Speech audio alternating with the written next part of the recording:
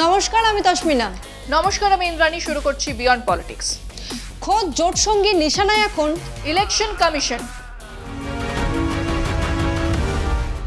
বিপদে বন্ধু পাশে না দাঁড়ালে খুব কষ্ট হয়।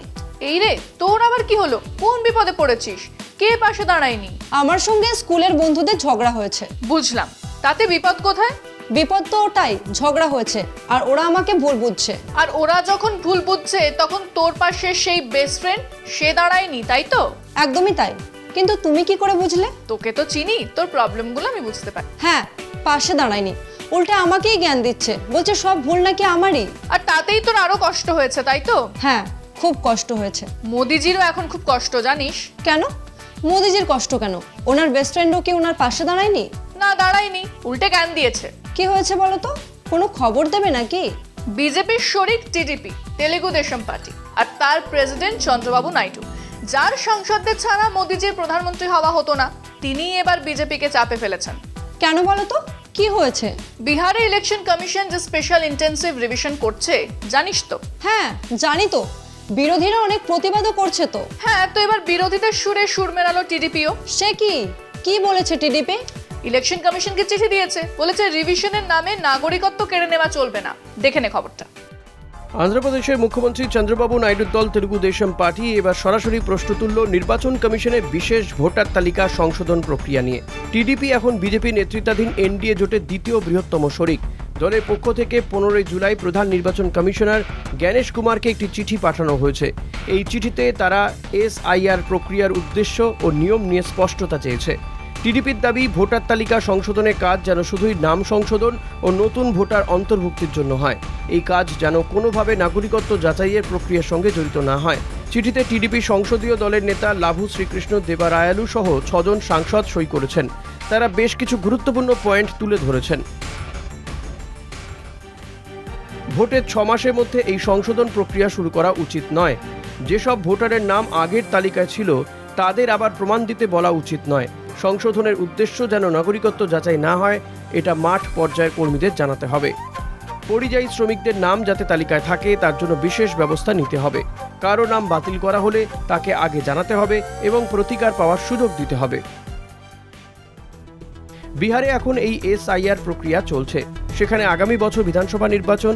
এরই মধ্যে কংগ্রেস ও অন্যান্য বিরোধী দল এই সংশোধন নিয়ে ভোট কারচুপির অভিযোগ তুলেছে। রাহুল গান্ধী একে বলেছেন ভোটার বাদ দেওয়ার ষড়যন্ত্র। এমন পরিস্থিতিতে এবার সরকারি জোটের ভেতর থেকেই প্রশ্ন উঠেছে। টিডিপি দাবি করেছে আন্ধ্রপ্রদেশে ভোট 2029-এ হলেও এখন থেকেই সঠিকভাবে তালিকা তৈরি হওয়া দরকার। 10 জুলাই সুপ্রিম কোর্ট নির্বাচন কমিশনকে বিহারে তালিকা সংশোধনের কাজ চালিয়ে যেতে বলেছে। তবে আদালত বলেছে আধার, ভোটার কার্ড, রেশন কার্ড সবকিছু গ্রহণযোগ্য নথি হিসেবে মানতে হবে। কমিশন জানিয়েছে বিহারে 7.89 কোটি ভোটারের মধ্যে 83% বেশি তথ্য ইতিমধ্যেই সংগ্রহ করা হয়েছে। টিডিপির এই চিঠি এখন বিজেপির ওপর চাপ বাড়িয়েছে।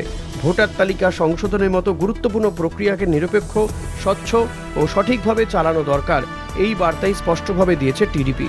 নির্বাচন কমিশনের সামনে এখন বড় দায়িত্ব এই কাজকে রাজনৈতিক বিতর্কে বাইরে রেখে সবার আস্থা অর্জন করা। এতে তো বিজেপির চাপ বাড়লো। চাপ বাড়লো তো বটেই, আরো একটা জিনিস স্পষ্ট হয়ে গেল। কোন জিনিস বলো তো? এনডিএ জোটের ফাটল স্পষ্ট। বিহারে নীতিশ কুমার নাকে দড়ি দিয়ে ঘোরাচ্ছে, এবার চন্দ্রবাবু নাইডুও নেমেছে। মানে ঠিক কি বলতে চাইছো?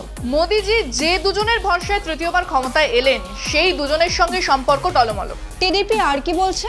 টিডিপি সরাসরি কমিশনের উদ্দেশ্য নিয়ে প্রশ্ন তুলেছে।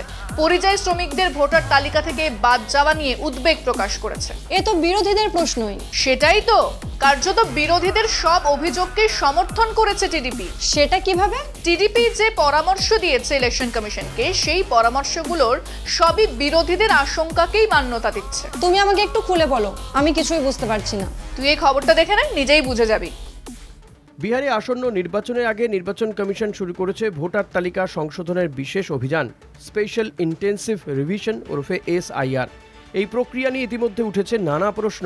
এবার সেই প্রশ্ন তুলল বিজেপির পুরনো জোটসঙ্গী তেলুগু দেশম পার্টি। টিডিপি একটি চিঠিতে নির্বাচন কমিশনকে জানিয়েছে এই বিশেষ সংশোধনের উদ্দেশ্য যেন শুধুমাত্র ভোটার তালিকার ভুল সংশোধন ও নতুন ভোটার অন্তর্ভুক্তিতে সীমাবদ্ধ থাকে, যেন এই প্রক্রিয়াকে নাগরিকত্ব যাচাইয়ের সঙ্গে গুলিয়ে না ফেলা হয়। চিঠিতে স্পষ্ট করে বলা হয়েছে এই প্রক্রিয়ার সঙ্গে নাগরিকত্ব যাচাইয়ের কোনো সম্পর্ক নেই, এটা স্পষ্টভাবে জানানো হোক। চিঠিতে আরও বলা হয়েছে, আগে যারা বৈধভাবে ভোটার তালিকায় নাম তুলেছেন তাদের ফের প্রমাণ দিতে বাধ্য করা অনুচিত। সুপ্রিম কোর্টের রায় অনুযায়ী ভোটার তালিকায় নাম থাকা নিজেই একটি বৈধতার প্রমাণ।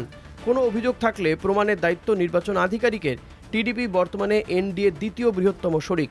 তারা সরকারে থেকেও নির্বাচন কমিশনের কাজ নিয়ে প্রকাশ্যে প্রশ্ন তোলায় বিজেপির অস্বস্তি বেড়েছে।